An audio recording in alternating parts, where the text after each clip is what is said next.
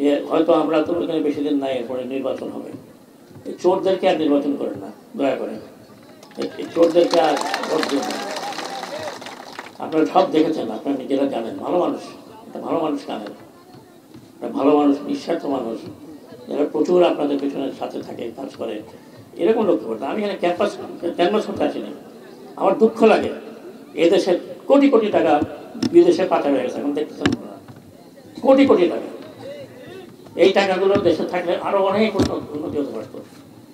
এখন কোনো কাজ করতে গেলে চিন্তা হয় যে আবার লোকে কি করে না কি বলে, কোথায় কি করে বলে। মানে আমাদের দুর্নীতি এমন জায়গায় চলে গেছে যে এটাকে আমি যদি বলি নির্মূল করবো, ইম্পসিবল। আসসালামু আলাইকুম রহমতুল্লাহ। সুপ্রিয় দর্শক, ইসলামিক ইনফো বিডির পক্ষ থেকে সবাইকে জানাই শুভেচ্ছা অভিনন্দন। সুপ্রিয় দর্শক, আবার চলে আসলাম নতুন একটা ভিডিও নিয়ে। তা ভিডিওটি না টেনে সম্পূর্ণ দেখবেন, আর আমার চ্যানেলে নতুন হয়ে থাকলে চ্যানেলটি সাবস্ক্রাইব করে আমার সঙ্গে থাকবেন। বর্তমানে দেশের যে অবস্থা, দেশের যে পরিস্থিতি দেখছি, বিভিন্ন জায়গায় বিভিন্নভাবে ষড়যন্ত্র চলছে। এক দল ষড়যন্ত্র করছে দেশে একটা নৈরাজ্য সৃষ্টি করতে, আরেক দল ষড়যন্ত্র করছে দেশে নতুন করে খুব দ্রুত নির্বাচন দেওয়ার জন্য। তাই গাইস, বিভিন্ন জায়গায় বিভিন্নভাবে বাধা আসতেছে। গাইস খুব খেয়াল রাখবেন, এই ষড়যন্ত্র এসব গুজবে কান দেবেন না। বর্তমানে কিছু উপদেষ্টা বলা শুরু করেছে আমরা আর বেশি দিন নাই। এইসব উপদেষ্টা অলরেডি বলেই ফেলছে যে ভাই, আপনারা যদি কাউকে ক্ষমতা আনতে চান তাহলে চোরটা যেন ক্ষমতা না আসে, কোনো আজে বাজে লোক যেন ক্ষমতায় না আসে। আপনারা এমন কোনো ব্যক্তিকে ক্ষমতা নিয়ে আসবেন যাতে করে পরবর্তীতে দেশটা সোনার দেশ হতে পারে। আর এমন লোক খুঁজতে গেলে আপনারা খুঁজতে হবে কোনো ইসলামিক দলের লোক, যাদের আখিরাতের ভয় আছে, যারা আখিরাতের ভয় করে, যারা মৃত্যুর ভয় করে, জানে যে মরে গেলে আমার সাথে ধন সম্পদ টাকা পয়সা কিছুই যাবে না, তাহলে এই জমিনে এই পৃথিবীতে টাকা পয়সা সম্পদ জমি কি হবে। তাই বন্ধুরা, এমন একটা লোক ক্ষমতা নিয়ে আসবেন যাতে করে তার অর্থের কোনো লোভ না থাকে, ক্ষমতার কোনো লোভ না থাকে।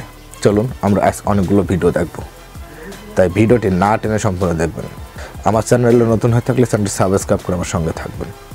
নামাইতে যদি 36 দিন লাগে, আপনারা 36 ঘন্টায় নামাই দেওয়া যাবে। যেই দল গত 10 বছরে মুরগির ক্ষোভ থেকে বাইরে যেতে পারে নাই, সেই দল এখন নিজেদের জুলাই আন্দোলনের মাস্টার মাইন্ড বলে। আবার ক্ষমতা আসার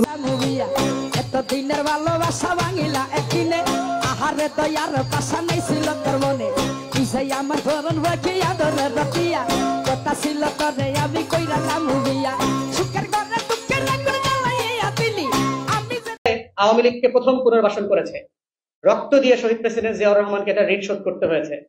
জাতীয় পার্টি দ্বিতীয়বার আওয়ামী লীগকে পুনর্বাসন করেছে, জাতীয় পার্টি নাই হয়ে গেছে, 6 টুকরা হয়ে গেছে পিজার মতো, এখন নাই এটা। তৃতীয়বার জামাত আওয়ামী লীগকে পুনর্বাসন করেছে 94, 95, 96 সালে।